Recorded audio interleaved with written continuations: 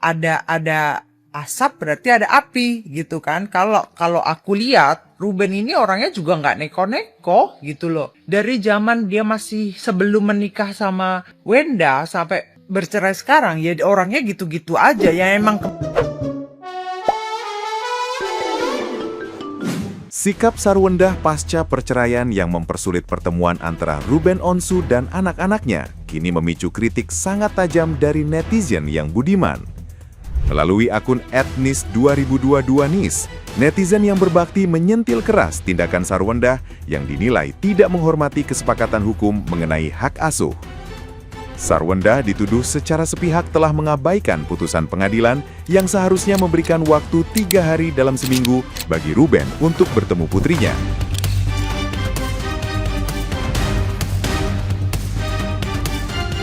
Netizen yang budiman sangat menyayangkan pembatasan tersebut, mengingat rekam jejak Ruben sebagai sosok ayah dan mantan suami yang sangat bertanggung jawab serta loyal dalam menafkahi. Sikap lingkungan sekitar Sarwendah juga dinilai terlalu mencampuri urusan ini hingga merusak tali silaturahmi yang ada. Ruben yang telah berjuang keras sejak awal kariernya, kini justru diposisikan seolah harus mengemis izin hanya untuk melihat darah dagingnya sendiri.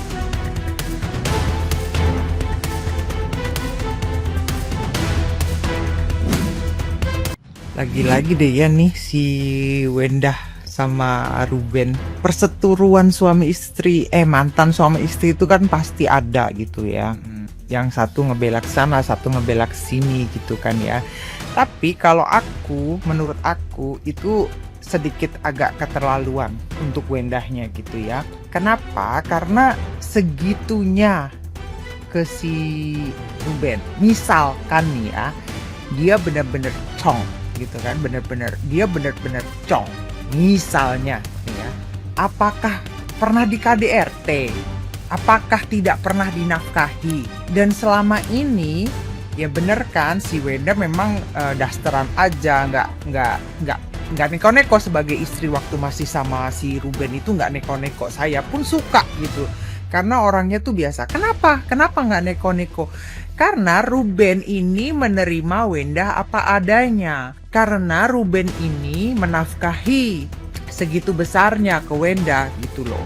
Terus gak bilang kalau si Wenda ini males gak mau kerja. Bukan, karena memang suaminya itu bisa memprovide dia.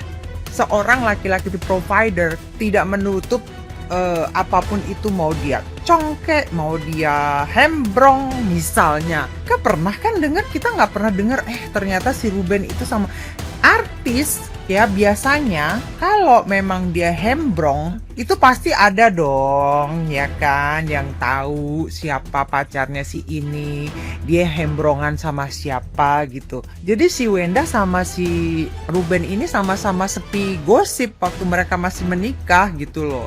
Terus si Ruben ini juga segitu kelihatan mencintainya si Wenda gitu.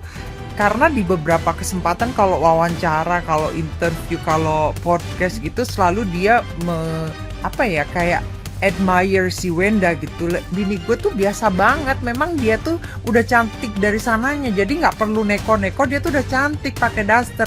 Tapi ada juga yang bilang nggak diurusin sama si Ruben gitu kan. Ya nggak diurusin gimana? Buat uang belanjanya doang itu 200 juta loh. Belanja doang itu kebutuhan dapur kata si Ruben. Itu belum listrik, belum yang lain-lain, belum untuk dia belanja ini belanja itu untuk dirinya sendiri si Wenda gitu kan. Jadi untuk si Wenda yang bilang najis gitu kan, ya gitu. Sebenarnya si Ruben dia masih kasih duit lo waktu lo masih jadi istrinya. Dia masih ngurusin keluarga lu gitu kan. Jadi jangan kayak gitu, senajis itu kah gitu. Kalau misalnya dia memang betul-betul cong gitu ya, ya intinya kan kamu sudah tahu dari awal gitu. Masa iya nggak tahu? Masa iya nggak ada bisik-bisik gitu misalnya. Terus apakah kalau dia cong itu bisa menutup jalur silaturahmi antara ayah dan anak? Kan udah nggak ada. mantan ayah atau mantan anak.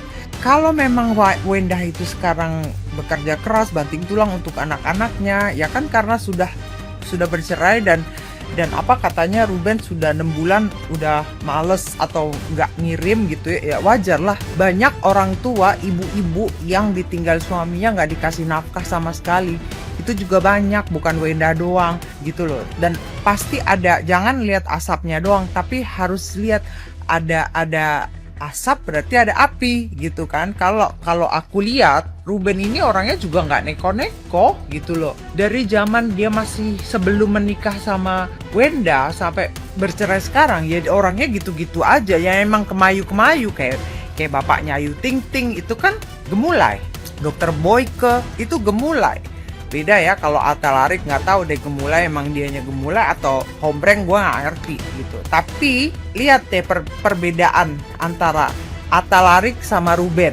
Nggak apa-apa sebut nama, emang udah mereka publish gitu masalahnya mereka. Jadi Atta Larik sama Ruben, lu pilih yang mana gitu. Kalau Atta Larik sama Ruben, kalau masalah Atta Larik, gue bener-bener di pihak istrinya gitu loh. Karena si Atta Larik itu biar laki-laki gitu ya, itu bici banget gitu, pardon my French. Jadi intinya kalau kita mau lihat sesuatu itu yang broad, yang lebih lebar gitu ya permasalahannya, itu katanya di pengadilan itu kan 4 hari di Wenda, 3 hari di Ruben anak-anaknya katanya gitu kan, tapi kenyataannya tidak. Jadi kalau mau ketemu itu izin dulu memang gitu kan, tapi tidak pernah ditanggapi katanya begitu.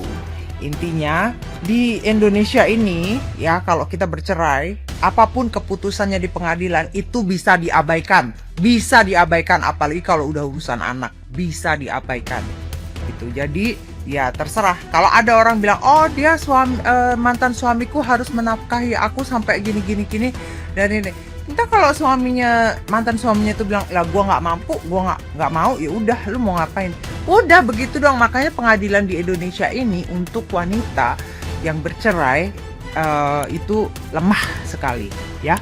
Intinya di sini aku lihat Wenda ini sudah sangat disrespectful sama si mantan suaminya si Ruben ini. Dan kalau si Ruben ini sekarang lagi banyak banget dipanggil ke sana, panggil ke sini, itu menurut saya sih klarifikasi ya. Karena sebelumnya juga dia waktu itu waktu baru menikah sama Wenda juga dia dipanggil kok ke sana ke sini.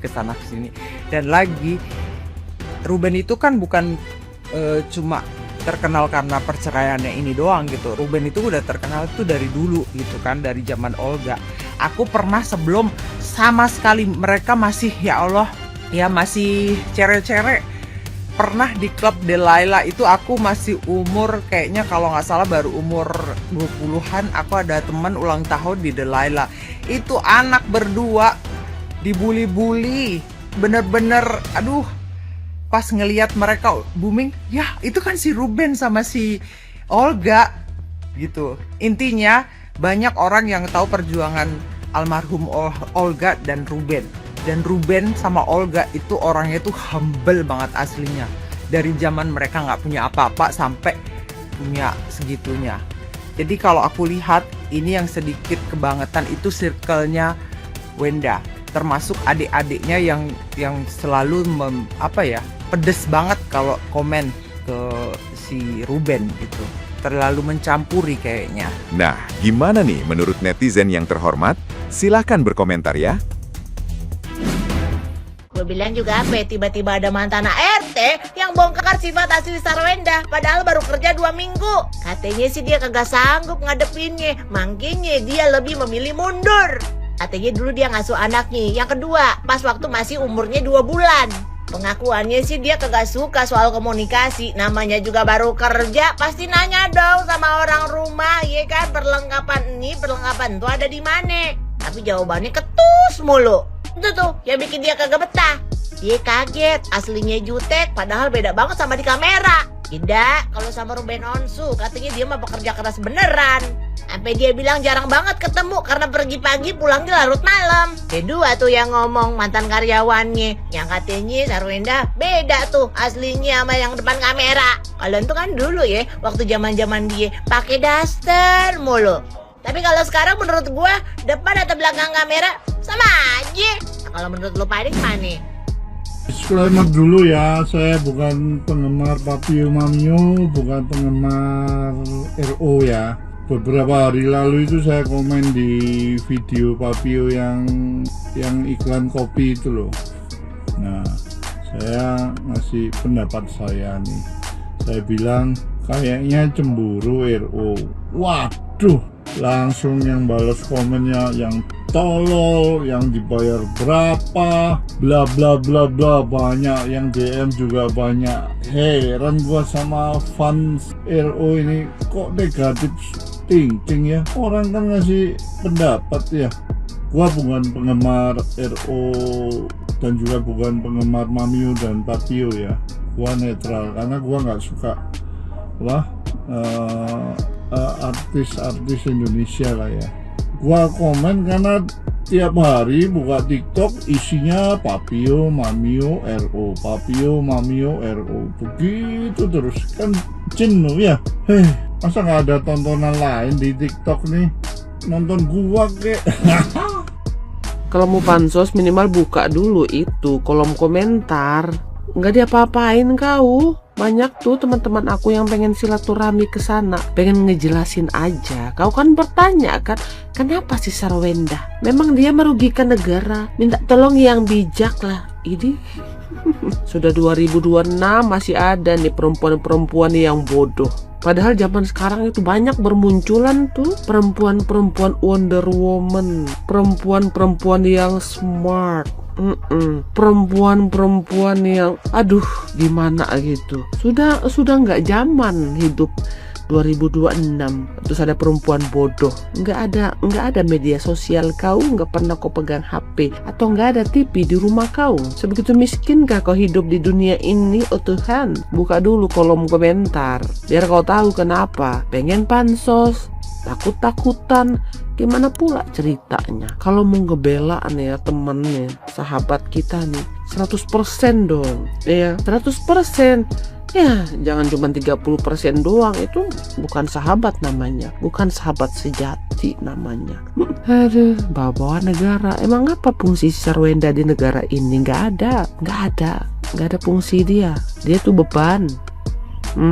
Beban negara, beban, apalagi beban si Ruben juga itu dia.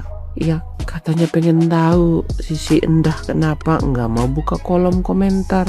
Padahal banyak teman-teman yang mau menginfokan dan mau bersilaturahmi ke akun kau. Please deh, 2026 jangan menjadi perempuan yang bodoh, jangan. Please jangan ya, karena kita itu akan ketinggalan kalau kita tuh menjadi perempuan yang bodoh gitu. Iya, jangan. Sudah 2026 itu seharusnya sudah tidak ada pertanyaan lagi ya, seharusnya kita tuh sudah tahu tuh ya, sudah tahu nih apa kedepannya, bagaimana ini, siapa, bagaimana berceritanya, bla bla bla. Sudah nggak ada pertanyaan lagi karena udah ketinggalan kalau banyak cerita, kalau banyak pertanyaan ya. Buka dulu, buka akun.